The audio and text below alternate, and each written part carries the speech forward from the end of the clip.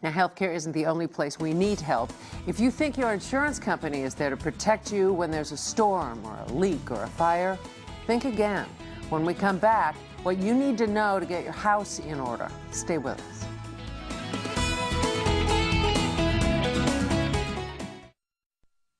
You pay your insurance bill on time, assuming you're covered if a natural or man-made disaster should harm your home. The advice of our next guest: never assume. Mark Hauser is a licensed insurance adjuster and author of the book Getting Your House in Order, and he's here to share the secrets insurance companies don't want you to know.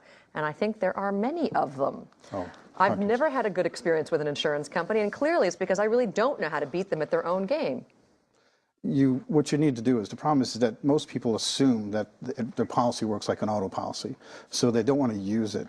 They feel that they're going to be canceled or non-renewed, and they really can't be if they know the policy. But as I told you in the green room earlier today, that actually happened to me. I was canceled because I had to use the policy for something that collapsed through my ceiling. So obviously, I didn't know what I was doing. Let's talk about how to beat insurance companies at their own game. You say, first, know your policy and what it covers. Right. I was covered for water damage. Well, the main thing is that most people don't know what kind of policy they have. There's either HO1, HO2, or HO3, or in your case, it was an HO6 for a condo. And each one has different types of things that actually can be used as far as perils in each one. HO1 is all named perils, named perils from HO2. Then have an all-risk policy. But when you look in the policy, it doesn't tell you that it's fire or anything else. It just says if it's not excluded, it's covered. So it's an understanding. But how do you know what that means? Read my book. Exactly. That's what I need to do. Okay, understand the scope of the claim. What do you mean there? Oh, well, actually, when you have to know everything that's going to be involved with the scope. I had a client that actually came to me, and he had his son had ran into his siding, and it was an all-risk claim. And the adjuster came out, and he basically said, "Oh, well, I'll pay for all the paneling and everything else." And then the contractor came out, and he goes, "Well, today we have to take out the ceiling," and then I get to the paneling the next day. He says, "Ceiling? I didn't get paid for the ceiling." He says, "Well, look, the ceiling goes drop ceiling goes over top of the paneling. I've got to take that out before I can do the other one." So you have to know what's going to be happening, what needs to be done. What's it's actually going to cover. Right. Right. Okay. Put together a proper estimate. Now, do you mean by the contents of your home in terms of a proper estimate? No. When contractors do an estimate, they bundle everything together. You'll see like 1, 2, maybe 3 lines, and then a total. But if you look at an adjuster's estimate, it's broken up detail and all unit pricing for everything. So what they'll do is they'll look at yours and they look at mine, and they go, "Oh, well, look, see, mine has more detail, so we'll go with mine, not yours." Oh, contact your insurance company. A lot of good this did me. What help is that? Well, the main thing is that you don't want to contact them until you're prepared. The problem is too many people just automatically contact them without knowing exactly what's going on, without having a battle plan. I was watching Marianne earlier, and she was actually doing all this detail, getting ready for today's show. And I was amazing. Now, she was no way that she could do the show today if she hadn't done her work beforehand. Which means you can't get the insurance company to help you out if you don't do the detail work. Correct. Then go over the estimate and scope of the damages with the adjuster. Is the adjuster actually on your side? No. In fact, if you go to my website, I have a 10-minute clip of an audio clip of an insurance adjuster teaching other insurance adjusters how to minimize a bathroom claim, and he's stealing between $2,300 and $3,000.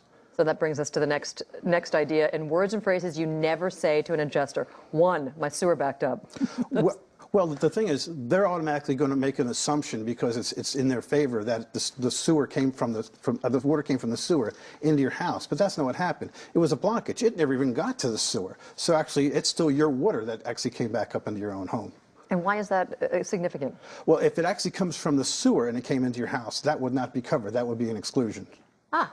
Interesting. I never liked that part of my house. What's wrong with saying that? Well, I've actually had people where they're talking about wallpaper and the quality of the grade of the wallpaper, and they'll say to the adjuster, "Now, before you leave, you better get all this stuff measured, because let me tell you what, this crap's going to be out of here before I get, because we hate this crap. We've never liked this crap." So the adjuster goes, "Let's see, the value of this stuff is crap, So, but it's not. It could be, very expensive, but it's just."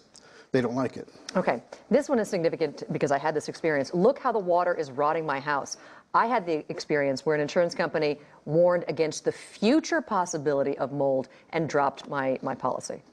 Well, using certain words like rot. Rot would not be covered because everything has to be sudden and accidental. It's not really rot, it's actually water damage. The terminology is what you need to know. So water damage is okay? Yes. Interesting. It wasn't for me. I think insurance companies make up the rules as they go along these days. Yeah, they do. And to give you an idea, there's certain things that are not in your policy, but are their terminology. They could say, like, you're looking at a roof, and they could be saying, well, I'm only going to pay for this slope because of the line of sight. And I'll sit there and go, okay, I've got the policy in hand. Show me where line of sight is in the policy. And they go, well, I said, then don't bring it up. There's a lot of those kind of words. That's been happening for a while now. Does that mean that you've been negligent in terms of not informing them, and that's why you don't say that? No.